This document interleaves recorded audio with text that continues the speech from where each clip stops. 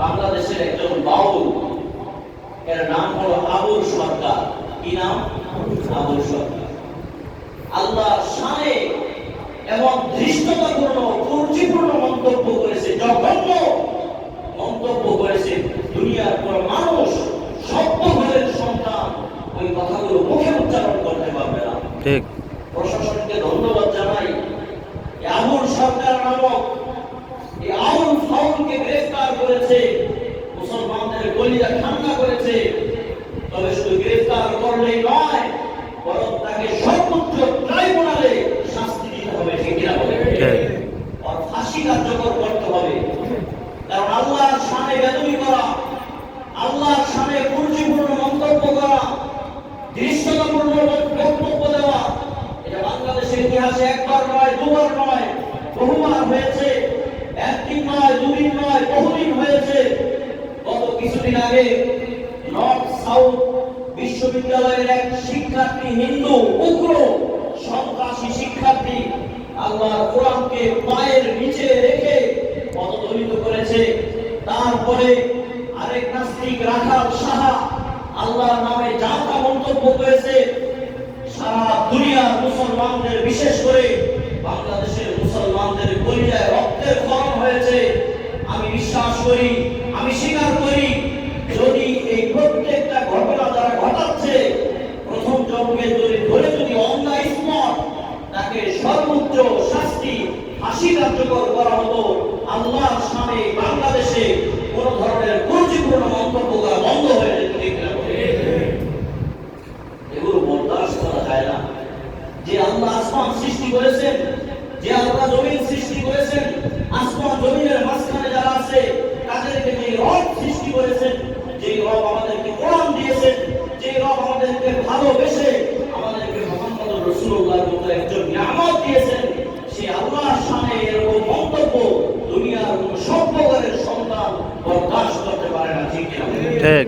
এই আউল ফাউল বাংলাদেশের অবস্থান থেকে বলছি, আউল ফাউল এরা কোন মুসলমান ধর্মের অনুসারী নয়, এরা মুসলিম নয়। এরা অধিকাংশ ম্যাক্সিমাম আউল ফাউল বয়াতি যারা আছে এরা নাস্তিক এবং মুরতাদ। ঠিক কিনা বলে? এরা নাস্তিক, এরা মুনাফিক, এরা দাজ্জাল, এরা জিন্দিক, এরা মুসলমান হওয়ার প্রশ্নই আসে না। ওদের একটা আকীদা আছে, শোনা যায়। এই আকীদা হলো হুলুলের আকীদা। হুলুল মানে একজন আরেকজনের ভেতরে প্রবেশ করা। রাসূলের শানে, রাসূলের ক্ষেত্রে তারা হুলুলের আকীদা পোষণ করে। অর্থাৎ আরেকটু ভালো করে বোঝাই, আল্লাহর এক নাম আছে আহাদ। কি নাম? আহাদ। রাসূলের এক নাম আছে আহমদ।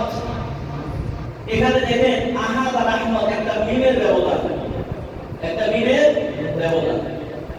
তো ওরা বলে মুহাম্মদের নামটি নিয়ে কে এলো রে দুনিয়ায়, সত্য কথা বলতে গেলে রশি রাখবে এ গলায়। এটা হলো তার একটা শ্লোক, এটা পংক্তি মিলায় তারা বলে মূলত আহাদ এবং আহমদ একই।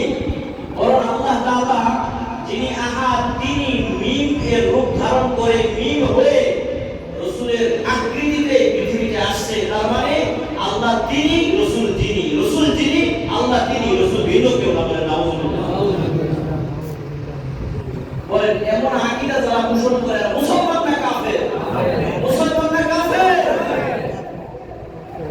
এরা হলো নারী একজন তাদের সাথে লাগবে, নারীকে ভোগ করার প্রবক্তা, বিয়ে শাদীর দরকার নাই, নারী একটা হলেই হইল, যদি আরেকজনের স্ত্রীও হয় তাও কোনো আপত্তি নাই। এই বাউলদের আরেকটা আকীদা। এজন্য দোস্ত, বেশিরভাগ বাউল হলো ফাউল, এরা কোনোদিনও মুসলমান হতে পারে না। এজন্য আবুল সরকারকে সরকার প্রশাসন গ্রেফতার করেছে, ধন্যবাদ জানাচ্ছি। যদি সর্বোচ্চ শাস্তি ফাঁসি কার্যকর করা হয় তাহলে 50% ধন্যবাদের জায়গায় 100% ধন্যবাদ দিয়ে দিব। আর তার পক্ষে যেই দলের, যেই জনগোষ্ঠী, যেই ব্যক্তি, বিশেষ করে ফরহাদ মাযহাব নামক আরেক নাস্তিক তার পক্ষে দালালি করছে, তাকে তার মুক্তির দাবি তুলছে, আমরা বলি মুক্তি দেওয়ার তো প্রশ্নই আসে না। বরং তার পক্ষে যারা কথা বলছে ফরহাদ মাযহাব, তাকেও নিয়ে আবুল সরকারের সাথে জেলখানায় রাখা উচিত কিনা বলে? আল্লাহ দ্রোহিতা করে এই দেশে শান্তিতে বসবাস করবে আমাদের মতো ধর্মগ্রাম মুসলমান কোনোদিনও তা বরদাস্ত করবে না।